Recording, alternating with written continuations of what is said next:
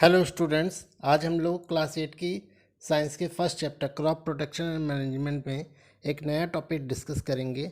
Increasing crop याइल्ड यानी फसल की पैदावार बढ़ाने के तरीक़ों के बारे में आज हम लोग डिस्कस करेंगे। अब तक की वीडियोस में हम लोगों ने क्रॉप्स के बारे में, एग्रीकल्चर के बारे में जाना समझा, एग्रीकल्चर प्रैक्टिसेस के बारे में जाना, है ना। क्रॉप की प्रोटेक्शन कैसे की जाए, इन सब के बारे में हम लोगों ने चर्चा की है। आज के वीडियो में हम लोग फसल को की पैदावार बढ़ाने के तरीक़ों के बारे में जानेंगे। प्यारे बच्चों, चलिए शुरू करते हैं आज का हमारा टॉपिक, इंक्रीजिंग क्रॉप याइल्ड। प्यारे बच्चों, the crop yield refers to both the measure of yield of crop per unit area and the seed generation of the seed. प्यारे बच्चों, यहाँ पर फसल की पैदावार बढ़ाने का मतलब दो तरीक़ों से है, यानी ये दो चीज़ों का रिफर्स टू बोथ, दो चीज़ों को बताता है। यानी फसल की जो याइल्ड है, पैदावार है, वो यहाँ पर दो चीज़ों की बात करता है। यानी फसल जो पैदावार हो रही है उसमें कौन सी दो चीज़ें हैं जो जिनके बारे में हम बात करेंगे। पहली बात तो है कि the measure of yield of crop per unit area, यानी पर यूनिट एरिया में कितनी ज़्यादा फसल पैदा हो, ठीक है, उसकी मेज़र के बारे में बात होगी। साथ में the seed generation of the plant, यानी एक प्लांट में ज़्यादा से ज़्यादा सीड बने, उसके बारे में बात होगी। तो यहाँ पे क्रॉप यार्ड के मतलब होता है कि पर यूनिट एरिया कितना ज़्यादा से ज़्यादा प्लांट उग रहा है और हर प्लांट में कितने से ज़्यादा सीड की पैदावार बढ़ रही है, मतलब सीड बन रहा है, ठीक है। तो यहाँ पे क्रॉप यील्ड का ये मतलब होता है। दूसरे शब्दों में कहें, in order to increase the crop yield these methods are being applied in the field. तो दूसरे शब्दों में कहें तो इन चीज़ों को करने के लिए, इंक्रीज करने के लिए क्रॉप यील्ड को, नीचे कुछ आपको मेथड बताए गए, तरीके बताए गए हैं। अगर इनको अप्लाई करेंगे तो हम फसल की पैदावार को इंक्रीज कर सकते हैं। तो कौन से वो तरीके हैं? पहला है मिक्स्ड कल्टिवेशन, दूसरा है क्रॉप रोटेशन, ठीक है। यानी मिक्स कल्टीवेशन में क्या होता है, जब हम अलग अलग तरह के जो फसलें होती हैं, किस टाइप्स की फसलें होती हैं, उनको एक साथ उगाते हैं एक ही फील्ड में, तो वो मिक्स कल्टीवेशन हो जाता है। और क्रॉप रोटेशन का मतलब होता है कि अगर हम फसल को, एक फसल के बाद नई कोई दूसरी फसल, उसके बाद कोई दूसरी कोई नई फसल अगर उगाते हैं, यानी फसल बदल बदल के उगाते हैं, तो उससे भी क्रॉप याइल्ड, फसल की पैदावार बढ़ती है। तो आइए हम इन दोनों मेथड्स को एक एक करके पढ़ते हैं। सबसे पहला मेथड है मिक्स कल्टीवेशन मेथड। क्या है ये? In mix cultivation a number of crops are grown together in the same season which are all interdependent on each other for their nutritional requirement. अब यहाँ कह रहे जो मिक्स कल्टीवेशन होता है, मिश्रित फसल खेती होती है, उसमें जो ए नंबर ऑफ क्रॉप्स, बहुत बड़ी मतलब बहुत तरह के पौधों को, क्रॉप्स को, ठीक है, एक साथ एक ही सीज़न में बोया जाता है, लगाया जाता है।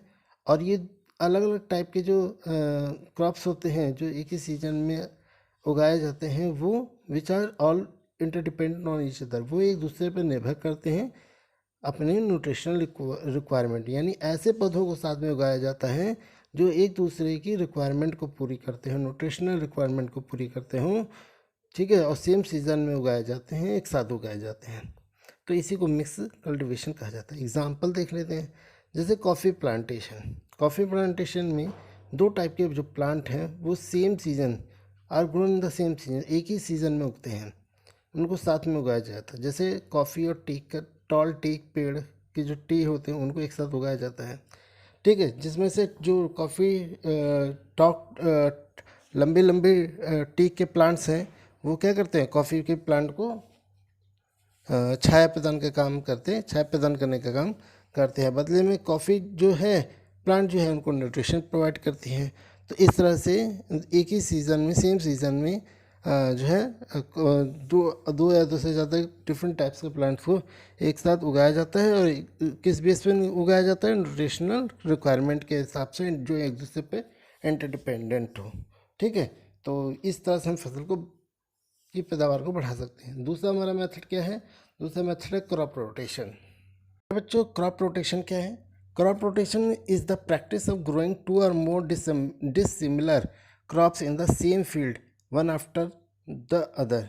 प्यारे बच्चों क्रॉप रोटेशन मतलब फसल को बदल के लगाना, और ये एक तरह की प्रैक्टिस है जिसमें दो या दो से ज़्यादा डिसिमिलर अलग अलग प्रकार की जो फसलें होती हैं, दो या ज़्यादा, उनको उगाने का प्रयास किया जाता है इन द सेम फील्ड, एक ही खेत में, वन आफ्टर वन अदर, एक दूसरे के बाद में।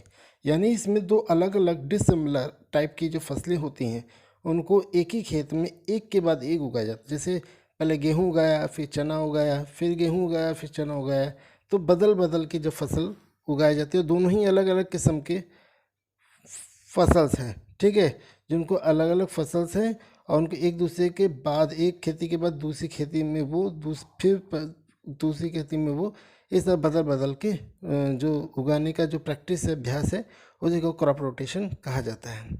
ठीक है, अब जैसा कि आपको मालूम है कि हर फसल की, ए पर्टिकुलर फसल has a specific requirement of a nutrient. हर फसल की अपनी एक पोषक की रिक्वायरमेंट होती है, ठीक है। The soil become nutrient deficient if the particular crop is grown on the same field year and after year.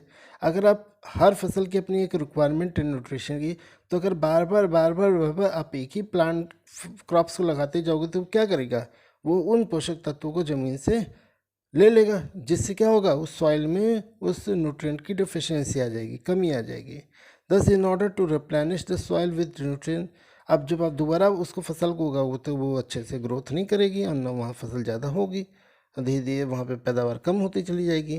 तो इसलिए वहाँ उस मिट्टी को क्या है, अपने पोषक तत्वों को पूर्ण करने के लिए समय चाहिए, रिप्लेनिश करने के लिए जो समय चाहिए, ठीक है। तो different crop should be given alternative, इसलिए हमें क्या करना चाहिए, जो उसकी इस कमी को, जो पोषक तत्व कम हो गए उसको बढ़ा सके, ऐसे फसलों को हमें अल्टरनेटिव के रूप में उगाना चाहिए। फॉर एग्जांपल उदाहरण देख लेते हैं, जैसे कि आप देखोगे वीट और पैडी यानी गेहूं और जो धान की खेती है वो क्या करती है, जब उनको उगाते हैं तो वो मिट्टी से नाइट्रोजन ले लेती है, जिससे क्या होता है, this lost nitrogen can be replenished by the leguminous plant such as tree.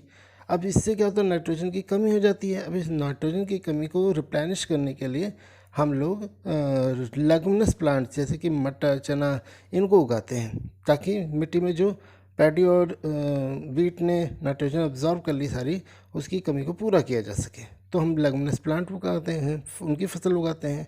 तो लेगुमिनस प्लांट क्या करते हैं, जैसे मटर हो गया, लेंटिल्स और बीन्स, ये सब क्या होता है, लेगुमिनस प्लांट के अंतर्गत आते हैं, ठीक है। ये प्लांट जो है वो स्पेशल टाइप के बैक्टीरिया रखते हैं जो उनकी जड़ों में यानी रूट नोडल्स में रहते हैं। ये रूट नोडल्स क्या करते हैं, वो सॉइल में नाइट्रोजन कंटेंट को रिस्टोर करने का काम करते हैं, ठीक है। अब ये जो बैक्टीरिया होते हैं ये नाइट्रोजन को रिस्टोर करके क्या करते हैं, नाइट्रोजन फिक्सेस की प्रोसेस करते हैं, जिससे मिट्टी में नाइट्रोजन की मात्रा की कंपाउंड की मात्रा बढ़ती है और पौधे इनका इस्तेमाल करके नाइट्रोजन की कमी को पूरा कर लेते हैं। तो इस तरह से क्रॉप को रोटेट करने से मिट्टी का रिप्लेनिश होता रहता है, जो पोषक तत्वों की कमी हो जाती है और हमारी पैदावार भी बढ़ती है। तो प्यारे बच्चों, इस तरह से फसल को पैदा करने के दोनों मेथड्स को हमने पढ़ लिया, मिक्स कल्टीवेशन और क्रॉप रोटेशन को।